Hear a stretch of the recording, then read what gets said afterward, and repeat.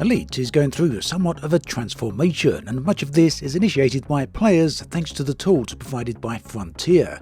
What's more, the next step from the players is the creation of custom missions as well as player hubs, all set within perhaps one of the most beautiful areas of the galaxy, which has been freshly colonized. All of this is a prelude to Distant Worlds 3, the upcoming massive exploration expedition set for 2026.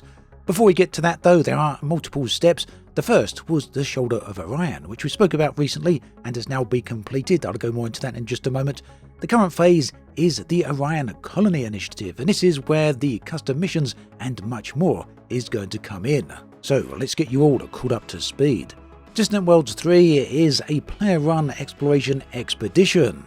It's following on from Distant Worlds 2, which had well over 10,000 players involved, and Distant Worlds 1, which was set in 2014. A massive amount of work goes into these, and Distant Worlds 3 is certainly going to be big. What's more, it's not just any old exploration event. This one is going to have a custom starting location, which is in it's right in the centre of one of the best areas in the game. In my opinion, perhaps the best area in the game. It's right near Barnard's Loop, and players have colonised this area for a launch site and a headquarters of Distant Worlds 3. This in itself is a massive achievement because, for those of you who will know, colonising, whilst relatively simple in its own right, you can claim a planet or claim a star system rather, and then deploy a space station to that system, and you can only do this in very small light-year increments. Now, the Barnard's Loop is around about 1,300 light-years away from the bubble, so as you can imagine, this requires a lot of stations. In fact, 250 star systems have been used to link the bubble all the way to the launch site. That means there is now a chain of inhabited systems between the human-inhabited bubble, the default area of the game, and the much further away area of Barnard's Loop. That completes the first section of the overall Distant Worlds project, known as the Shoulder of Orion. The next step, which is just about to be initiated, is the Orion Colony Initiative. What's this all about? Well, let's look at the forum post, which details everything we need to know. They say the original goal was to reach a location where Barnard's Loop would act as an interesting visual backdrop, claim a system, and build a surface port as a Distant Worlds 3 launch site, and that's what I've been talking about up until this point. But the Scout of Response called for something much more. In other words, there's been many more players involved in this than they expected. A huge amount of interest. So they go on to say, introducing the Orion Colony Initiative, otherwise known as OCI. It's going to be a lasting legacy of Distant Worlds 3, and it is hoped OCI will become a hub for events, gameplay, and community projects long after the main Distant Worlds 3 expedition ends next year. So what's going to happen here then is they want to colonize a cluster of star systems around the launch site. This isn't just going to be purely down to this initiative itself. All other players are welcome to be involved, either whether they want to join in themselves or just go out and colonize for themselves on their own, or even other groups go out there and join in around the surrounding area. It seems the goal is to create a brand new colonized area, a brand new bubble of space. But here's where things get really interesting. This area of space is going to have a colony management team, and this is a player-led team. It's a new group, they say. They call it the OCI Events Team, and they go on to say this is being formed to manage and coordinate activities within the colony. This team will be responsible for creating immersive content, ranging from missions and events to quests and science exploration initiatives, and all of this to foster community engagement and involvement across all interested residents. Now, they don't go into too much detail on exactly how all of this is going to work, because obviously much of this will require tools and information that's outside of the game. And they say with that in mind, the events team will be empowered by Meta Elite. This is a mission creation tool that is currently in development for Distant Worlds 3. They say with Meta Elite, the team will be able to design and distribute custom missions and quests, all set against the birth of a colony narrative, and therefore ensuring a rich and ever-evolving gameplay experience in this region. So quite clearly, this is going to be an external tool to Elite itself, and there are many of these, and I suspect it's highly likely that this will also it will use the API, therefore plugging and connecting into Elite Dangerous itself. How though all this is going to work remains a complete mystery, There is a mock-up screenshot on the screen right here. Well, I assume this is mock-up. Maybe it is from a development in progress. They do kind of say that. It says here on this screenshot, example of a typical Meta Elite mission hub. Disclaimer, Meta Elite is still a work in progress. And on screen here, we can see the campaign manager as well as some missions.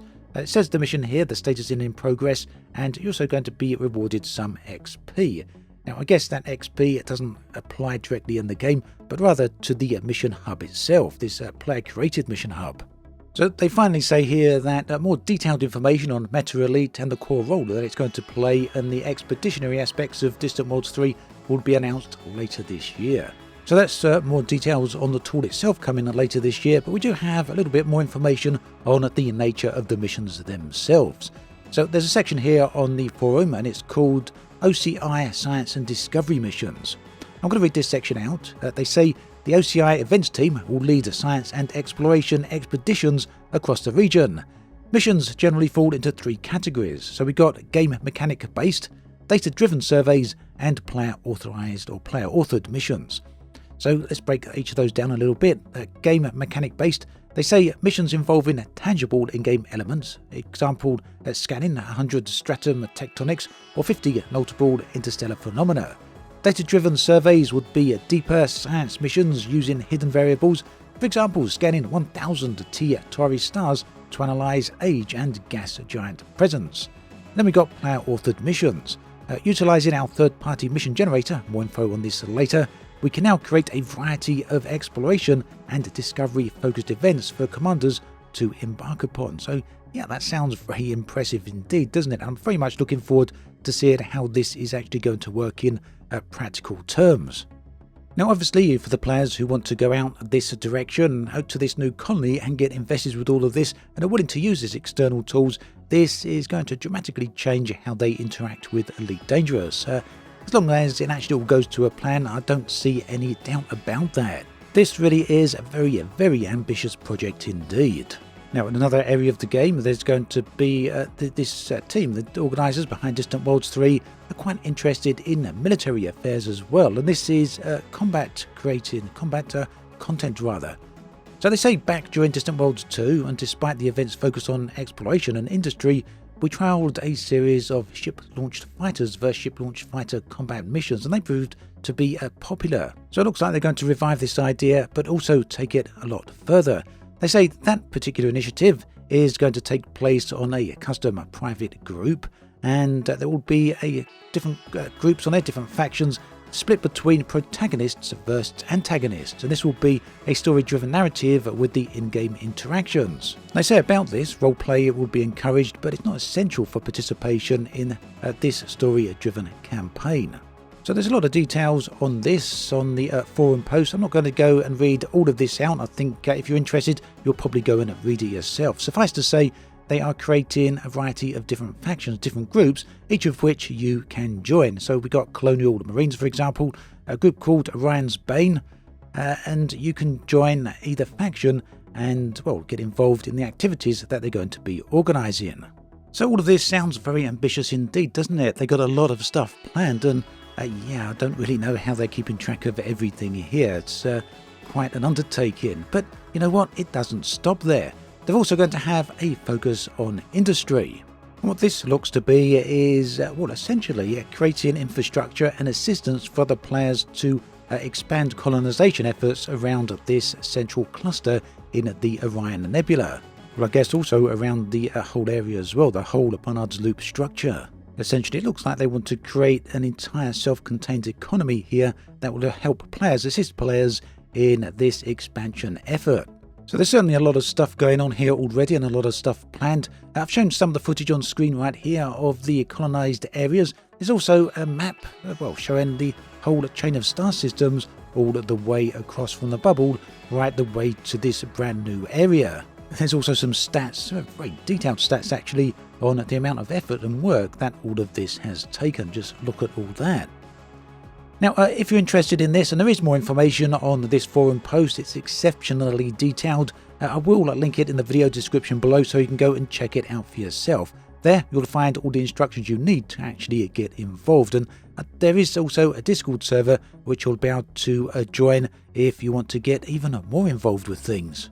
So there we have it, a roundup of some huge and massive changes that players are actually bringing to Elite Dangerous, and this is really nice to see. Do let me know what you think about all of this in the comment section below. I'd love to hear from you. Meanwhile, thanks for watching this video all the way through. There is another one on the screen right here if you want to take a look at that. Thanks for watching, and I'll catch you next time.